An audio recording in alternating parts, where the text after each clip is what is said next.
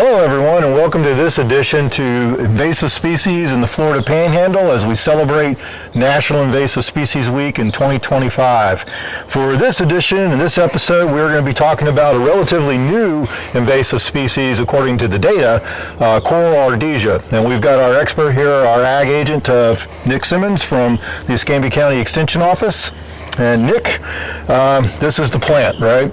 Yeah. So you can see here, and this is kind of a unique one that we stood by here because you kind of see different growth levels of it. This is obviously not a native plant. It originates from Southeast Asia, was brought over to the States as an ornamental, obviously because of the bright red berries, and so that was really attractive, especially if you think about the holiday time. Yeah. And so now it does what invasives do, and it is spread out, and even in the area here, it's around us a lot here in this canopy, and this is typically where it likes to grow. In a wooded area, it's got some shade cover, grows low to the ground here.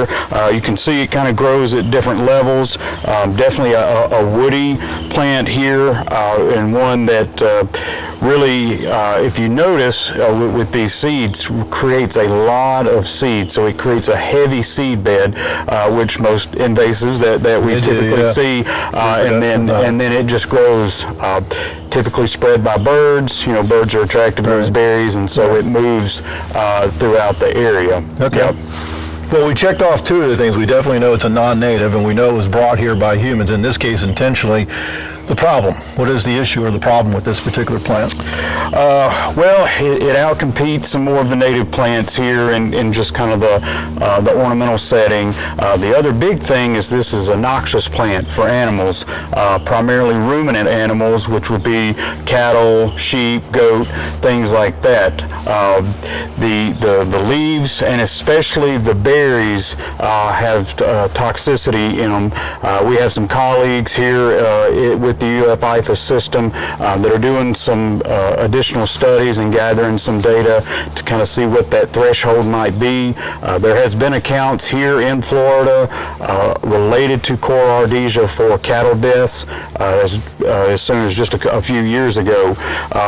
Typically, you know, it's a less of an issue because it is more in a wooded area, so cattle tend to stay more of in a forage base out in the open pasture.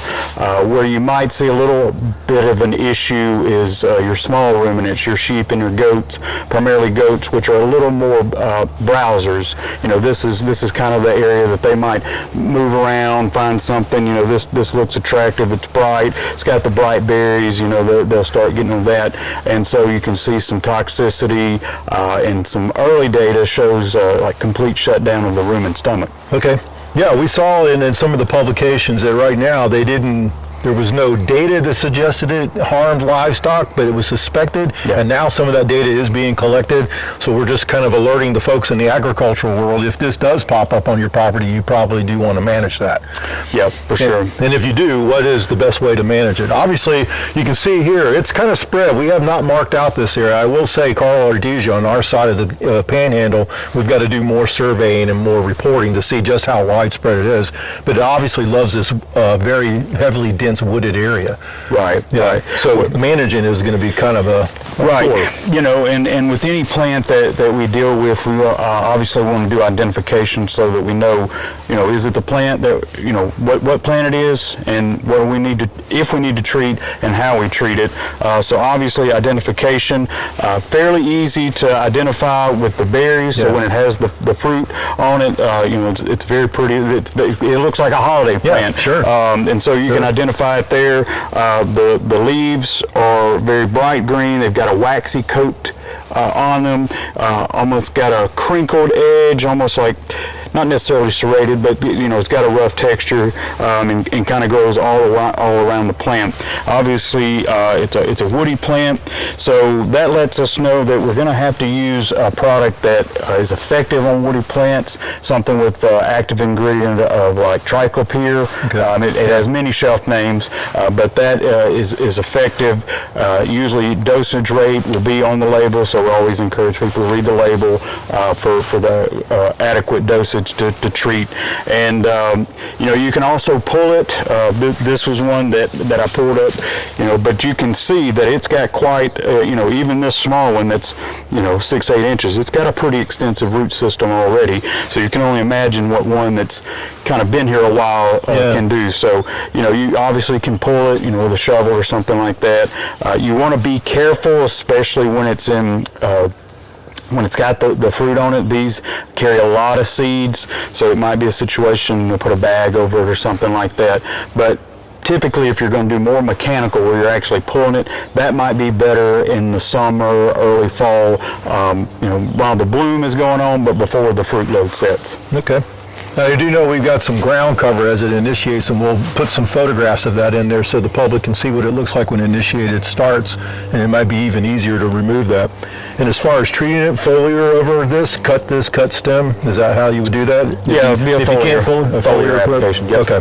So yeah, they just need to know how to identify it. Sure. And make sure they're hitting the right one. But again, as you said, the red berries, which are here year round, I guess? You can see these almost all year round?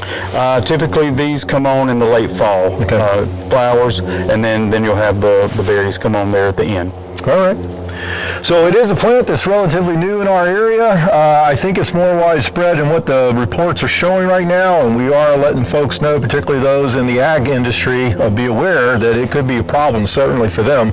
And if you have any questions about identification or how to manage it, just contact your local. I will also ask if any agricultural farmers suspect they might be having problems already with dead animals and coral Ardisia, please contact the Extension Office as part of that study that's ongoing over on the east side of the Panhandle.